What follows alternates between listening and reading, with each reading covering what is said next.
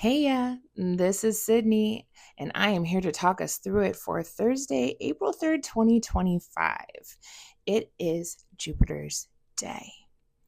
Now, we need to remember that maybe yesterday we had, hopefully, a relatively easy day, all things considered, because today I think we are going to go back into a bit of a space where we feel frustrated, like things aren't quite forming, but also we have to kind of push forward. We have like some sort of awareness that we need to shift in some sort of way, that with some new data, new information. um, and the reason why I say that is because we do have we're back in semi-sextile alley. um, Semi-sextiles, and more importantly squares, uh, from the moon to some of our other planets. Most notably at 6:11 a.m. Pacific Standard Time, we have the moon in Gemini square Saturn in Pisces. Now, the moon in Gemini isn't necessarily a depressed moon.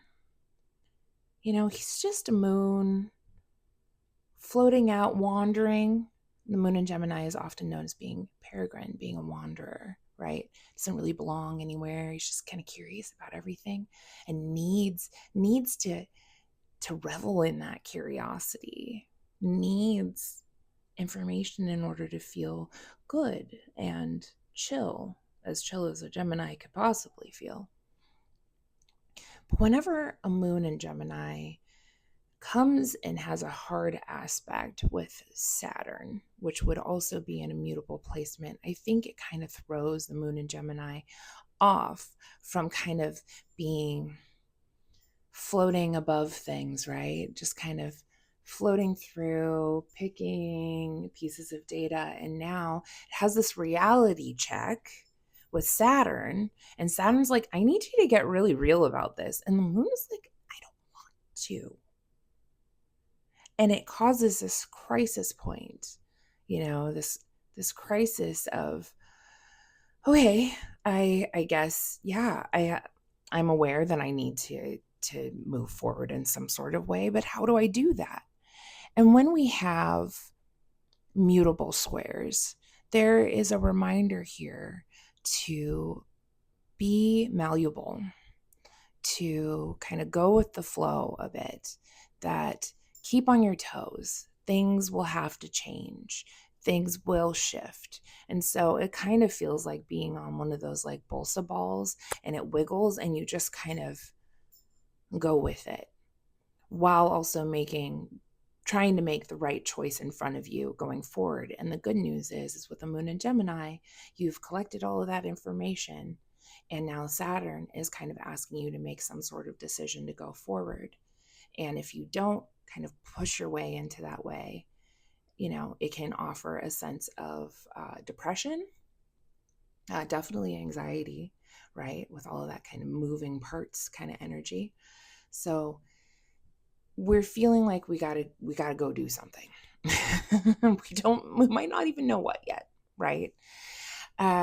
We do have that moon in Gemini will semi-sextile Uranus and Taurus, which I think it's almost like almost aha moment, and I almost know what I need in order to get through.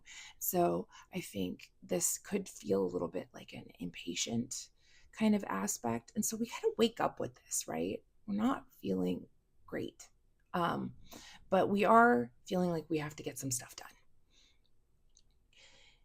At 12:08 p.m. Pacific Standard Time, we do have that moon will also square that retrograde Venus in Pisces. And so this could be, issues in relationships that come up. You have different opinions about how you want to go forward and what your needs are, and what makes you both feel comfortable. And you're just kind of feeling unsettled, right? Unsettled in your relationship and your finances. Certainly right now with the economy, finances. And because we also, right after that, just 2 hours after that, we have a square to the retrograde Mercury in Pisces, which happens to be the moon's ruler today, because the moon is in Gemini, or at least for right now, this could be some sort of verbal kerfuffle. I like that word, kerfuffle, because that's what mutability feels like. It's just lots of kerfuffling that doesn't feel great. Gemini wants to keep it kind of surface, and Pisces wants to be in the ocean floating around. And Gemini is like, I just give me the little bits of data, and Pisces is like, here's this long flowing free consciousness stream. And it doesn't jive, right?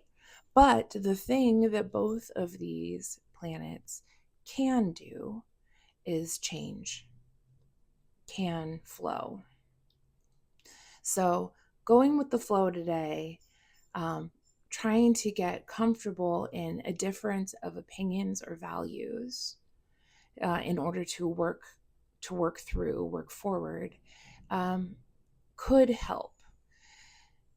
It still doesn't feel great, right? I do think that because of the squares can kind of push us into action, we have the opportunity to get some things done today. We just might not feel as accomplished as we want. At 3:50 p.m. Pacific Standard Time, the moon enters Cancer. Now, this is pretty great. We love the moon in Cancer. She is at home. She is all about her safety and security. She is intuitive. She's flowing, right? She's about nurturing, self-nurturing, mothering, that kind of principle. She's at home here. And so where we were kind of maybe up in our heads, which is kind of counterintuitive to where we are in our emotional habits and in processing, right? Now we're kind of back. We're back down here. We're in the stomach. We're in the heart, right? Cancer rules over the breasts. But immediately we have that moon in Cancer will square Neptune in Aries. Like immediately, moon goes into Cancer, squares Neptune. Now it's confused.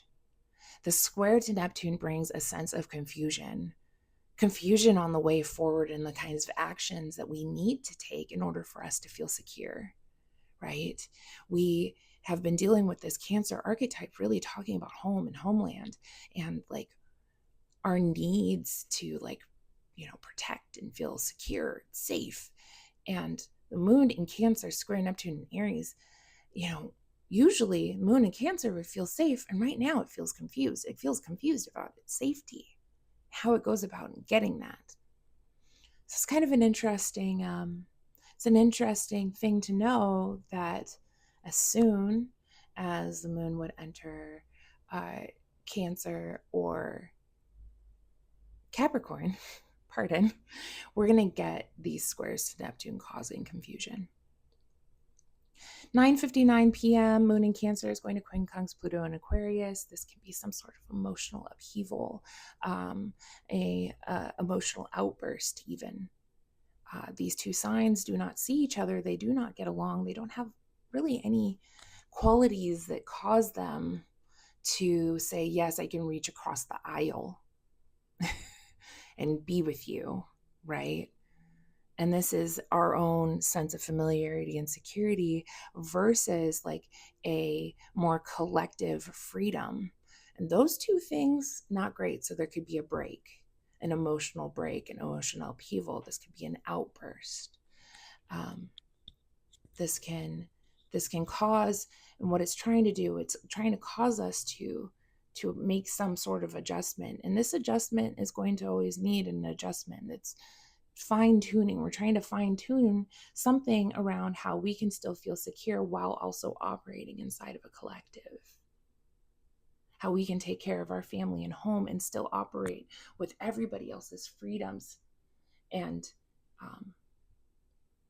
rights in mind. This kind of thing. This is something that says like, I'm not getting quite nurtured in the ways that I need from my community, right? at 11:14 p.m. Pacific Standard Time, as we're going to bed, right? Moon in Cancer quintile, the Chiron in Aries. I think that there is a sort of wisdom gleaned here around how we're truly feeling and how we could potentially find our way into a better sense of security. I think that there is a call to be very patient with ourselves today on Thursday, on Jupiter's Day. I feel like we are going to kind of perhaps feel like we're being put through a gauntlet, an emotional gauntlet, where we are kind of up a bit, a little, and then we get kind of knocked down, and then we're kind of moving through, right? We have some upsets with maybe some people around us, right? In relationship, communication, and we try to get really secure and then we're confused. So if you feel like you ran through this day like Tomb Raider, you did, and you survived it. So go to bed, get to sleep, and I'll see you on Friday. Take care.